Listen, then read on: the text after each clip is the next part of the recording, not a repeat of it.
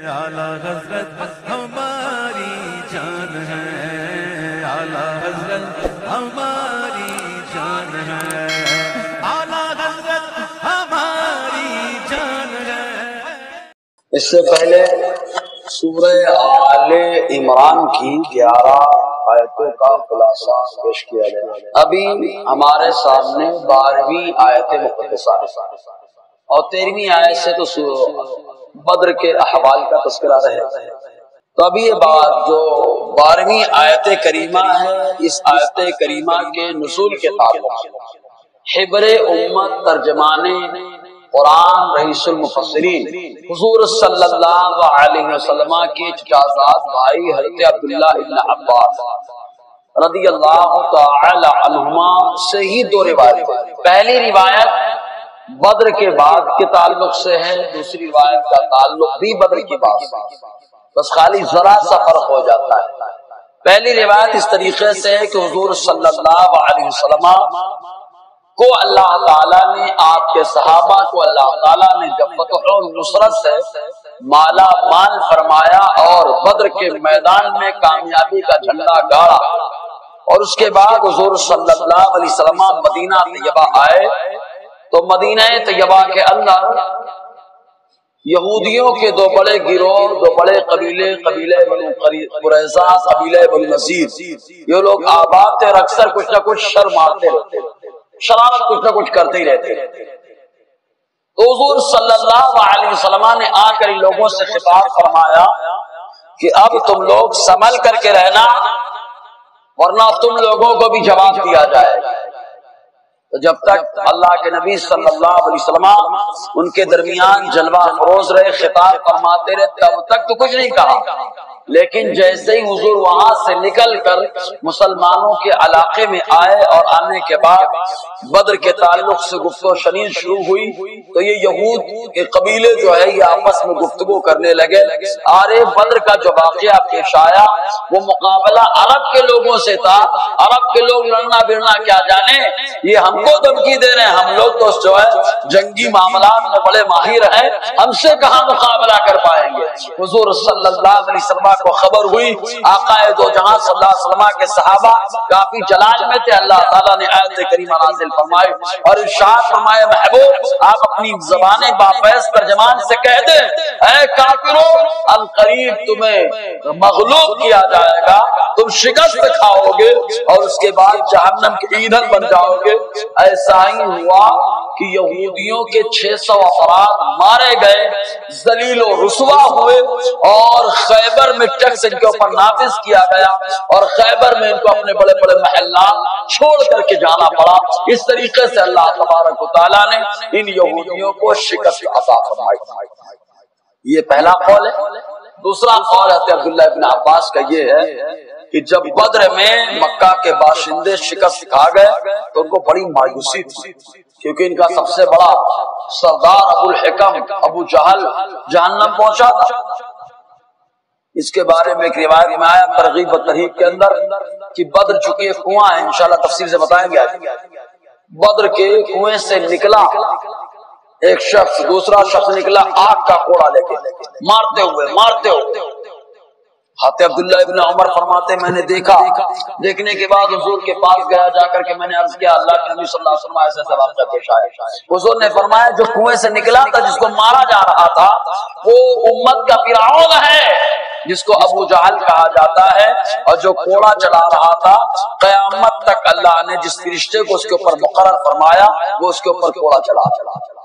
तो इनको बड़ा अफसोस था कि अबू जहल अबुल हिकम मारा गया, तो अफसोस में थे। तो यहूदी जो मदीना तैयबा में रहते थे, काब इब्न अशरफ नालायक ज़माना, जिसको मोहम्मद बिन मसलमा रज़ियल्लाहु ताला अन्हु ने जिसकी गर्दन को काट कर लेकर के सल्लल्लाहु अलैहि वसल्लम की बारगाह में पहुंच गए। ये हुजूर को बहुत अज़ियत और तकलीफ देता था।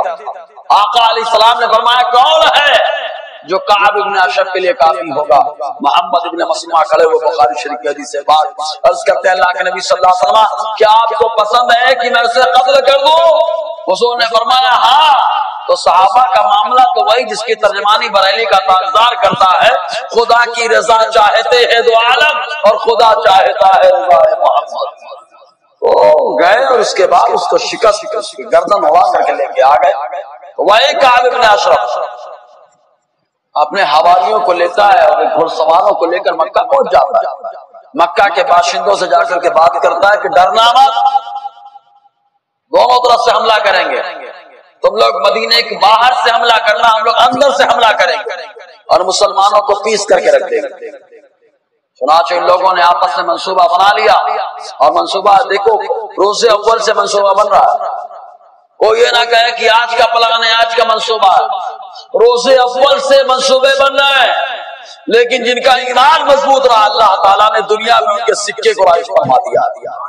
ان کی عظمت کا لوہا لوگوں نے مانا. شرط یہ کہ ایمان مضبوط ہونا چاہیے.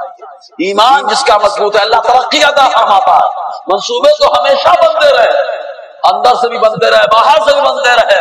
بالکل وہی معاملہ رہا کہ تم اندر سے ہم حملہ کریں گے، باہر سے تم پیس کر رکھ دیں گے. صحابہ کرام متقاضی انسانیت اور بشریت گھبراہٹ حضور کی بارگاہ میں آقا علیہ السلام سے جا کر کے عرض کیا یہود اور کفار اور مشرکین یہ دونوں مل گئے، الکفر ملت واحدہ، یہ تو ایک ہو گئے. تو مکہ کے باشندے نے ایک جملہ اور کہا تھا جب ایک ہونے لگے، کہا تم لوگ تو دونوں آسمانی کتاب والے ہو، تم لوگ بھی آسمانی دین مانتے، یہ بھی آسمانی دین مانتے، کہیں ایسا نہ ہو کہ تم دونوں ایک ہو جاؤ، مسلمان یہود ایک ہو جاؤ، ہم لوگ اکیلے رہ جائیں. تو کعب بن اشرف نے کہا ہمارا تمہارا جھگڑا بات کا ہے، ہم بعد میں دیکھیں گے، پہلے جو مسلمانوں کی مصیبت ہے اس کو ختم کرو. ہر دور میں یہ معاملہ رہا ہے. سارے مذہبوں کو دیکھو، سب کہتے ہیں ہمارا تمہارا معاملہ بعد میں، پہلے ان سے نپٹو. لیکن الحمدللہ اللہ تبارک و تعالیٰ نے ہر محاذ میں ہمیں اول ہی بنایا، ہر محاذ میں اول بنایا. جب اول بنایا تو کردار بھی اول ہو، گفتار بھی اول ہو اور کام کرنے کا طریقہ بھی اول ہونا چاہیے. تو مطمئن کیا صحابہ کرام کو خبر لگی کہ ان لوگوں نے آپس میں منصوبہ بنا لیا. تو اللہ کے نبی صلی اللہ علیہ وسلم کی بارگاہ میں آئے تو اس وقت اللہ تعالیٰ نے فرمایا محبوب آپ کہہ دو، سبحان اللہ، آپ کہہ دو، منصوبے بناتے رہو، لیکن جب مقابلہ ہوگا تو غلبہ ہمارا ہوگا، مغلوب تم ہو گئے، مغلوب تم ہو گئے. تو یہ عبداللہ ابن عباس فرماتے ہیں، دونوں روایتیں یہ ہے. دیکھیں قرآن کیا ہے، اللہ تعالیٰ کیا فرماتا ہے، قل للذین کفروا ستغلبون وتحشرون الی جہنم وبئس المہاد. اللہ تعالیٰ فرماتا ہے محبوب آپ کہہ دو. اللہ تعالیٰ بار بار اپنے محبوب سے کیوں کہلواتا ہے؟ ڈائریکٹ بھی تو کہہ سکتا ہے، اللہ تعالیٰ ڈائریکٹ بھی تو بول سکتا ہے، قادر ہے نا اس پر، وہ بول سکتا ہے ڈائریکٹ، لیکن محبوب سے بلواتا ہے.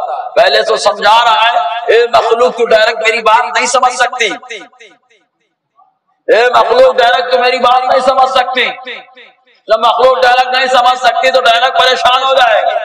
تو میرے محبوب کا وسیلہ لے لے، فرمان میرا ہوگا، زبان محبوب کی، اور کام تمہارا ہوگا. تو اللہ تعالیٰ نے محبوب کے وسیلے کو تو سمجھایا. اور دوسری بات اللہ تعالیٰ نے اپنے محبوب کی زبان سے کہا محبوب تم کہو.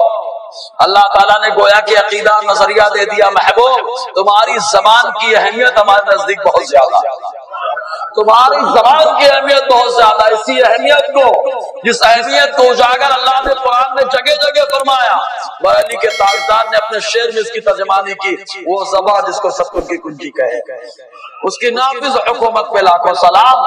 تو اللہ تعالیٰ نے اپنے محبوب کی زبان کی اہمیت بتائی. دوسری بات، تیسری بات، اللہ تعالیٰ نے فرمایا محبوب آپ کہہ دو. اس کی وجہ کیا؟ اہمیت معلوم ہوتی ہے. صحیح ہے کہ نہیں؟ اہمیت معلوم ہوتی ہے. ہر آدمی سے ہر آدمی اپنی بات نہیں کہلواتا. ارے تمہارا بولنا میرا ہی بولنا ہے، بول دو آپ، زور سے بولا نا یار، تمہارا بولنا میرا بولنا ہے، بول دو. دیکھنا کبھی جب میٹنگ والے آپ ہی بول دو، آپ نے جو کہا وہ میں نے کہا. تو اللہ تعالیٰ نے اپنے محبوب کی شان کو بتا دیا. ارے میرا محبوب جب بولتا ہے تو اس کا بولنا میرا بولنا ہوتا ہے. اسی لیے تو اللہ تعالیٰ فرماتا ہے وَمَا يَنْطِقُ عَنِ الْهَوَىٰ إِنْ هُوَ إِلَّا وَحْيٌ يُوحَىٰ. میرا محبوب اپنی خواہش سے کچھ نہیں بولتا ہے، جو بولتا ہے خدا کا پیغام ہوتا ہے جو مصطفیٰ کی زبان پہ ہوتا ہے. سمجھے؟ اللہ تعالیٰ نے اپنے محبوب کی اہمیت کو بتائی، زبان کی اہمیت کو بتائی. تو اللہ تعالیٰ فرماتا ہے کہہ دو. کس سے کہہ دو؟ للذین کفروا، کافروں سے. کس سے کہہ دو؟ زور سے بولو تو کس سے؟ ایک دم کلیئر کر دیا اللہ تعالیٰ نے کہ کافر ہے. کافر بولو, کافر ہے, کافر بولو. ہمارے یہاں پاگل لوگ پیدا ہو گئے, بولتے ہیں کافر کو. ہاں پہلے رک جاؤ, جتنا میں بول رہا تھا بولو رک جاؤ. کافر کو کیا بول رہے ہو, کیا بول رہے ہو؟ کس کو, کس کو کافر مت بولو. کیا پاگل پنتی ہے, خود ہی پہلے بول رہے ہو کافر کو, پھر بول رہے مت بولو. اسی لیے اللہ مشتاق احمد نظامی فرماتا ہے یہ بولتا ہے سمجھتا نہیں, بولتا ہے سمجھتا نہیں. ارے میرا قرآن کہتا ہے محبوب کی زبان سے الفاظ نکلتے ہیں, قل محبوب بولو ایھا الکافرون اے کافر. میں اس کی عبادت نہیں کرتا جس کی تم عبادت کرتے ہو. اللہ تعالیٰ نے اپنے محبوب کی زبان سے کہلوایا کہ کافروں کو کہو کافر. تو جو محبوب کی زبان کی اہمیت کو سمجھتا ہے وہ یہی کہے گا. جو کافر ہے اسے کافر کہا جائے گا, جو ایمان والا ہے اسے ایمان والا کہا جائے گا. سمجھے گی نہیں آپ جی؟ تو اللہ تعالیٰ فرماتا ہے کافر. اب کافر کئی طریقے میں نے بتا دیا. کافر اصلی ہوتا ہے, پھر کافر مرتد ہوتا ہے. جو شروع سے کافر رہا وہ کافر اصلی ہے, اس کے ساتھ حضور نے بڑی نرمی برتی. پھر کافر مرتد ہوتا ہے جو اسلام لانے کے بعد پھر جائے, کھلا کھلا پھر جائے تو مجاہر ہے, اور چھپے چھپے پھر آتا ہے تو منافق. پھر اصلی میں دو کی تین قسمیں ہوتی ہیں, ایک ذمی, مستعمن اور حربی. سب بتایا تھا نا اس سے پہلے, ٹھیک ہے ماشاءاللہ. تو اللہ تعالیٰ فرماتا ہے للذین کفروا, اے محبوب کہہ دو کافروں سے ستغلبون, ان قریب تم مغلوب ہو جاؤ. مغلوب سمجھتے ہو کہ نہیں؟ مغلوب ہو جاؤ. کیوں؟ اسلام مغلوب ہونے کے لیے نہیں آیا, اسلام تو غالب ہونے کے لیے آیا. اسلام غالب ہونے کے لیے آیا. اللہ تعالیٰ فرماتا ہے واللہ متم نورہ ولو کرہ الکافرون. اللہ تعالیٰ اپنے نور کو مکمل فرمانے والا ہے, اگرچہ کافروں مشرکوں کو برا لگتا ہے, ان کو برا لگتا ہے, لگنے دو. اللہ تعالیٰ اپنے نور کو مکمل فرمانے والا ہے. اچھا قرآن قیامت تک کے لیے ہدایت ہے کہ نہیں؟ زور سے بولے یار. قیامت تک کے لیے قرآن ہدایت ہے. جو اعتراض اٹھایا تھا وہ منہ کے کھایا, جو اعتراض اٹھایا منہ کی کھایا. انہی کے بارے میں اللہ فرماتا ہے دنیا میں رسوائی ہے, اور جب مر کے جائیں گے تو دردناک عذاب ان کا استقبال کرنا. ہمارے نا ایسے لوگوں کے بارے جو قرآن پہ اعتراض کرتے ہیں. تو قرآن قیامت تک کے لیے ہدایت ہے. کہا قیامت تک کے لیے ہدایت ہے, تو کہا قرآن کا فرمان ہے کافر ہم سے جیتے گا نہیں.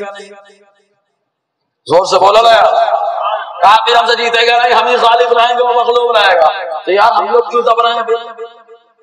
اس کا مطلب ہمارے ایمان میں کمی ہے. ایمان اگر دمدار ہوگا تو ایمان والا بھی دمدار ہوگا. وہ سے بولے نا, کہتے ہیں غذا پاورفل ہے تو کھانے والا بھی پاورفل ہوتا. غذائیں مقوی غذا کھانے کے بعد آدمی طاقتور ہو جاتا ہے. تو الحمدللہ سب سے مقوی غذا جو اللہ نے دنیا میں بھیجی ہے وہ مقوی غذا ایمان ہے. جس کے پاس ایمان ہے اللہ تعالیٰ سب سے بڑا پاورفل اسی کو بناتا ہے. سمجھے نا؟ اسی لیے اللہ تعالیٰ فرماتا ہے مغلوب ہو جائیں گے کافر, تمہارے مقابل میں نہیں ڈٹ پائیں گے, کسی اور کے مقابل میں ڈٹیں گے. ہاں اگر بظاہر اگر وہ جیتتے ہیں تو اس میں کچھ نہ کچھ ہماری کوتاہی ہے. ہم نے بتایا نا مقوی غذا, کہیں ایسا تو نہیں ہے کہ بادام جیسا دکھ رہا ہے بادام نہیں ہے.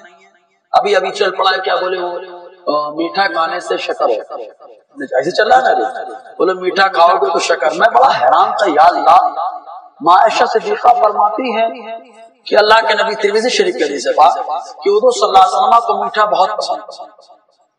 زور سے بولو نا, حضور کو میٹھا بہت پسند. حضور کو جو چیز پسند ہے اس میں بیماری تو ہو ہی نہیں سکتی. یہ میرا ایمان ہے. پھر میٹھا کھانے کی وجہ سے کہ شکر کیوں ہو, تو غور کرنے کے بعد معلوم یہی ہوتا ہے کہ یار میٹھا کم کیمیکل زیادہ, میٹھا کم کیمیکل زیادہ. ورنہ آج بھی میٹھا گڑ ہے, سمجھ رہے کہ نہیں؟ آج بھی میٹھا کھجور ہے, سمجھ رہے کہ نہیں آپ؟ تو جو اصل ہے سرکار کو پسند ہے, جو سرکار کو پسند ہے اس سے بیماری نہیں ہوتی ہے, بلکہ اگر بیمار کھاتا ہے اللہ اسے شفا عطا فرماتا ہے. ہمارا نمسکاری کیمیکل نے ایسا گڑبڑ کر دیا. دنیا کہتی ہے بیماری پھیلتی جا رہی ہے. میں کہتا ہوں پیارے بیماری کیوں پھیل رہی ہے؟ اس کی وجہ یہ ہے کہ ہمارے غذا میں کیمیکل کے اثرات زیادہ ہو گئے. اثرات کم کر دو، کھاؤ گے تھوڑا، اللہ حفاظت زیادہ فرمائے ہے نا. حضور کی سنت ہے لوکی شریف. لوکی کون جانے لوکی کیا ہے؟ ارے مصطفیٰ سے پوچھو اس کی اہمیت. سبحان اللہ. بخاری شریف کی حدیث پاک انس بن مالک فرماتے ہیں پیالے میں حضور صلی اللہ علیہ وسلم لوکی شریف کو تلاش کر کر کے تناول فرمایا کرتے تھے. آج دنیا کہتی ہے لوکی کھانے والے کے بدن میں چربی کا معاملہ کم ہوتا ہے. میرے مصطفیٰ نے پہلے ہی 1450 سال پہلے ہی بتا دیا. تو حضور کی سنتوں پہ عمل کرو، دیکھو کام ہو جائے گا.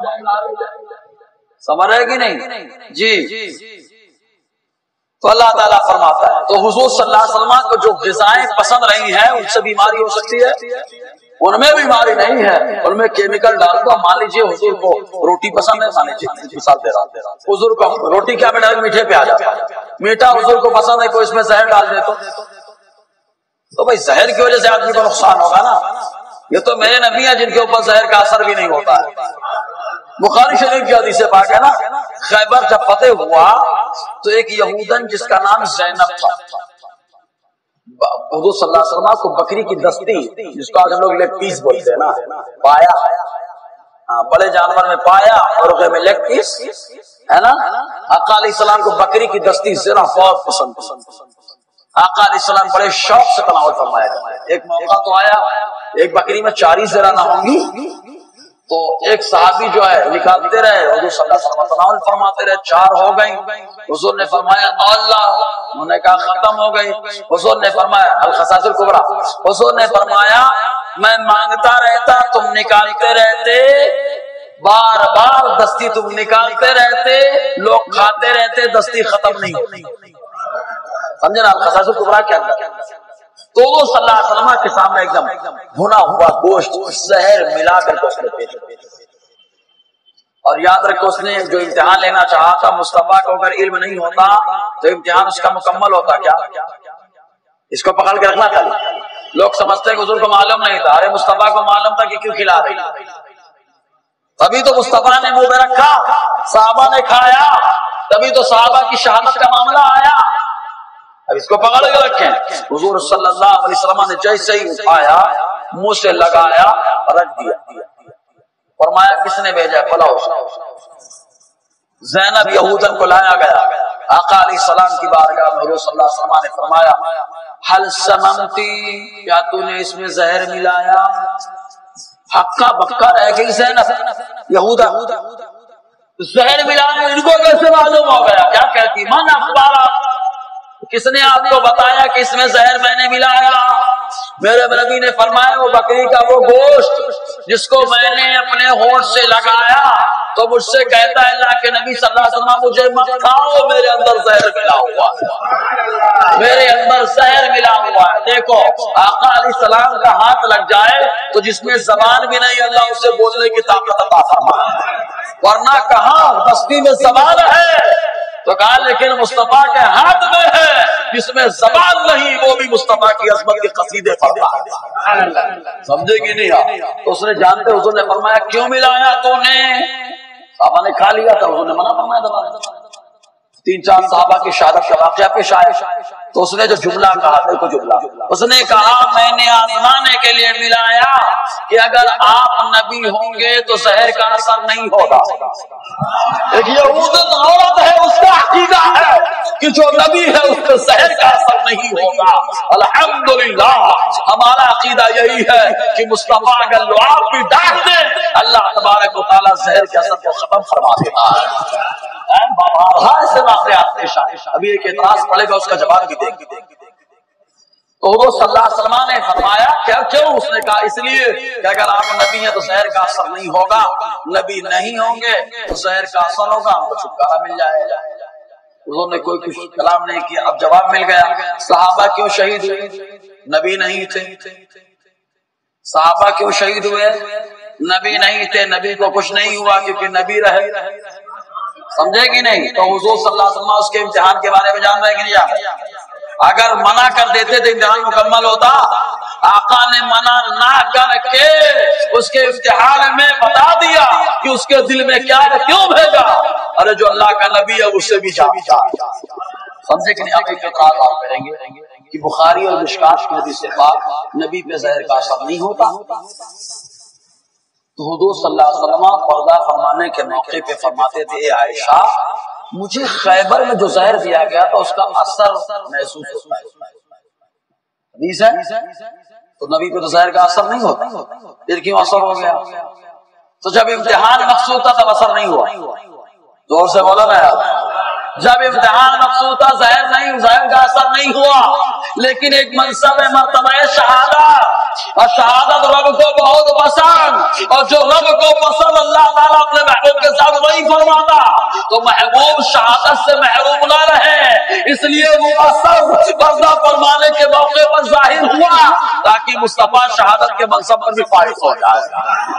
اللہ نے شہادت کے منصب پہ فائز کرنے کے لیے معاملہ رکھا، امتحان ورنہ تو مصطفیٰ کا لعاب ایسا کہ سانپ کاٹے لعاب لگائے زہر ختم ہو جائے۔ ابو بکر کے رضی اللہ عنہ، سمجھ میں آیا نا؟ جی تو اللہ تعالیٰ فرماتا ہے قل، اے محبوب آپ کہو، آپ فرماتے ہو، آپ بول دو۔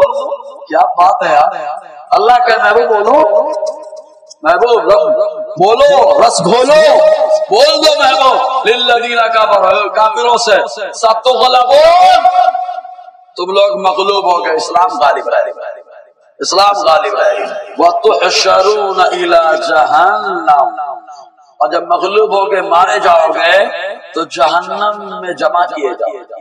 کہاں جمع کیے جاؤ گے؟ جہنم۔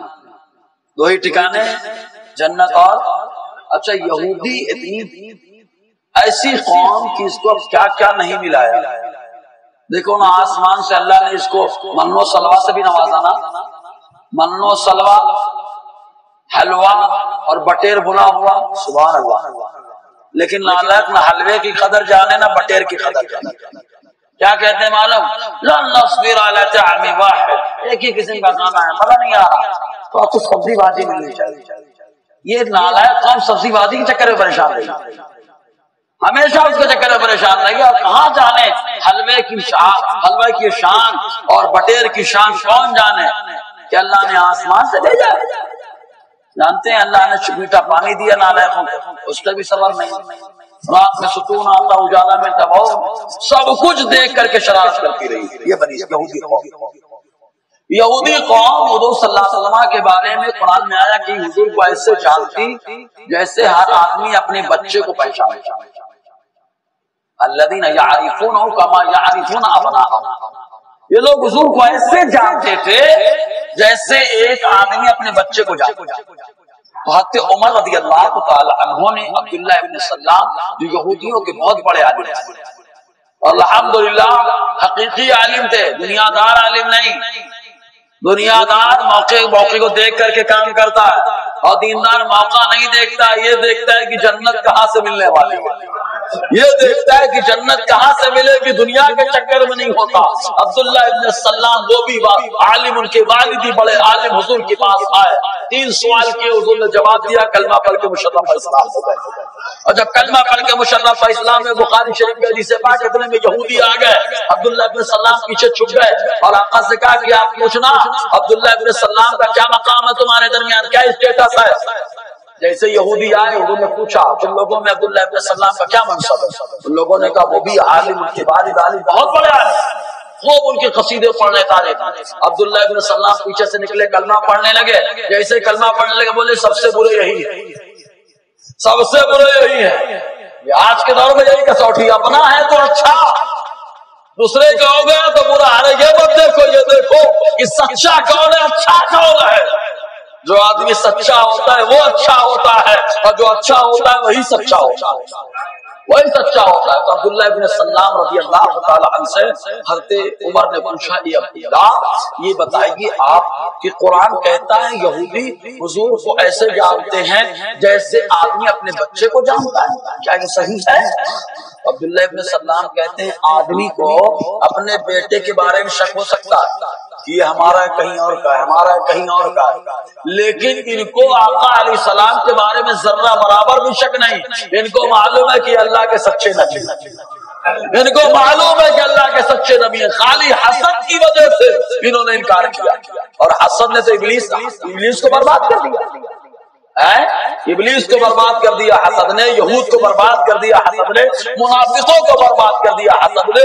حسد جہاں جاتا ہے، جس کے اندر جاتا ہے، اس کو تباہی کے علاوہ کچھ نہیں دیتا، برباد ہی کر ڈالتا ہے۔ تو اللہ تعالیٰ فرماتا ہے جہنم میں جمع ہو۔ اب جہنم یہ مرکب لفظ ہے،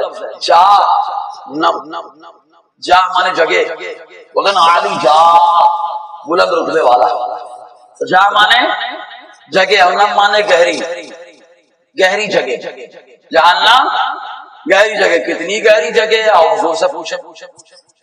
مسلم شریف کی حدیث ہے پاک، راوی حضرت ابو ہریرہ رضی اللہ تعالیٰ عنہ، مسجد نبی میں صحابہ بیٹھے ہوئے ہیں، اللہ تعالیٰ ہر مومن کو مسجد نبی میں نماز کا موقع عطا فرمائے، اور ماشاء اللہ عاشق رسول صلی اللہ علیہ وسلم امام ہو، اس کے پیچھے باجماعت نماز کا بھی موقع عطا فرمائے۔ جی تو حضور صلی اللہ علیہ وسلم مسجد نبی میں بیٹھے ہوئے، ایک اچانک ایک آواز آئی۔ اب کچھ آواز آ جائے، کبھی کبھی آتی ہے آواز، ایک آواز آئی۔ اب جو آواز آئی تو صحابہ توجہ ہوئے، حضور نے فرمایا اتدرون ما ھذا، جانتے یہ آواز کیسی ہے؟ صحابہ کرام، ہم لوگ ہوتے تو اپنا مشورہ دیتے نہیں، یہ ہے وہ ہے، کہ صحابہ کرام حضور کی بارگاہ میں بیٹھے، کیا بولنا، کیوں بول رہا ہے، وہ تو اللہ کے رسول ہی جانے۔ تو صحابہ نے عرض کیا اللہ و رسول، اللہ اس کے رسول خوب جانتے ہیں کہ کیوں آواز آئی، کیسی آواز۔ حضور نے کیا فرمایا معلوم؟ آقا فرماتے ہیں، ایک دیکھو حدیث کا جملہ سن، ایک ہوتا ہے عربی میں خریف، اور ایک ہم لوگ بولتے ہیں سال۔ سال جو ہوتا ہے اس سے بڑا ہوتا ہے لفظ خریف۔ خریف کیا ہوتا ہے؟ جیسے مہینہ، مہینے سے بڑا سال ہوتا ہے کہ نہیں ہوتا، تو ویسے لفظ سال سے بڑا کیا آتا ہے؟ خریف کیا آتا ہے؟ اور حضور کی ظاہری زندگی کتنی ہے؟ 63 سال۔ کتنی؟ 63 سال ہے۔ اب آپ حدیث سنیے، آقا کیا فرماتے معلوم؟ ھذا الحجر الذي رمي به الى جهنم حتى منذ 70 خريفا حتى انتهى الى قاربها۔ حضور نے فرمایا جو آواز آئی ہے یہ وہ پتھر ہے جو 70 خریف پہلے، خریف سال سے بڑا، 70 خریف پہلے جہنم کی گہرائی میں پھینکا گیا تھا، اب جا کے جہنم کی گہرائی میں پہنچا ہے۔ زور سے بولو نا، اس کے لیے نہیں، آقا کے علم کے لیے بولو۔ مصطفیٰ کی ظاہری زندگی 63 سال، اور مصطفیٰ اپنے ولادت سے پہلے کا تذکرہ فرما رہے ہیں، ولادت سے پہلے کا تذکرہ فرما رہے ہیں۔ اچھا کتنی؟ اب سفر دیکھو، ہم لوگ اگر مان لیجئے اگر حج کرنے بھی جائیں تو بہت زیادہ پیدل جائیں گے، تو 1 سال پکڑ لو، 2 سال پکڑ لو، ایسے ہی ہے نا، 2 سال پکڑ لو، بہت اطمینان سے گئے تو اتنی دور ہے، گہرائی کتنی ہے؟ 70 سال بھی نہیں، خریف۔ تو مصطفیٰ نے ایک اور بتا دیا، 70 سال کی دوری، یہاں تو 1-2 سال ہم نے پکڑا، 70 سال کی دوری پر کہیں کچھ ہوتا ہے تو تمہارا نبی اس کو سن لیتا ہے۔ جب 70 سال کی دوری پہ کچھ ہوتا ہے نبی سن لیتے ہیں، تو ہم تو غلام 1-2 سال کی دوری پہ ہے، یہاں سے بلاتے ہیں مصطفیٰ وہاں سن لیتے ہیں، اب یہاں سے پکارے وہاں وہ سنے، مصطفیٰ کی سماعت پہ لاکھوں سلام۔ اچھا ایک چیز اور آقا نے یہ بھی بتا دیا، اب جہنم ظاہر سی بات ہے پردہ ہے، کیا ہو رہا ہے کس کو معلوم، لیکن مصطفیٰ نے بتایا 70 قریب 70 سال دوری پہ کیا ہوتا ہے، تم دیکھو نہ دیکھو تمہارا نبی دیکھ لیتا ہے۔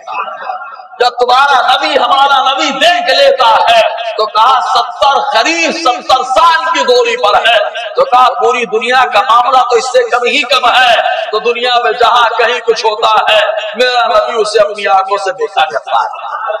سمجھ رہے نا، اسی کا مطلب ہوتا ہے دنیا میں ہمارے نبی حاضر ناظر کیا ہے، سمجھ میں آ گیا جی۔ تو جہنم گہرائی، وبئس المہاد، بہت برا بچھونا ہے کافر کے لیے۔ حدیث پاک میں آیا کہ پہلے ایک صندوق میں اس کو ڈالا جائے گا، آگ کا صندوق ہوگا، پھر اس کو بند کر کے چھوٹے والے پھر ایک بڑے صندوق میں ڈال دیا جائے گا، پھر اس بڑے والے کو ایک اور بڑے صندوق میں ڈال دیا جائے گا۔ تینوں صندوق جو آگ کے ہوں گے، کافی کو محسوس ہوگا میرے علاوہ کوئی جلی نہیں رہا، میں اکیلا جل رہا ہوں۔ اتنا خطرناک بچھونا جلنے والا ہوگا کہ کافی کو جلا جلا کے دے گا، لیکن نہ اس میں مرنا ہے نہ جینا ہے۔ ایک بولتے ہیں نا، نہ مارے مرے، سمجھ نا، کوئی نہیں، تم خالی پریشان ہونا، سوائے پریشانی کے اور کچھ نہیں۔ اللہ تعالیٰ ہم سب کو اپنے محبوب صلی اللہ علیہ وسلم کے صدقے جہنمیوں کے اعمال سے بچنے کی توفیق عطا فرمائے، جنتیوں جیسا کام کرنے کا جذبہ عطا فرمائے۔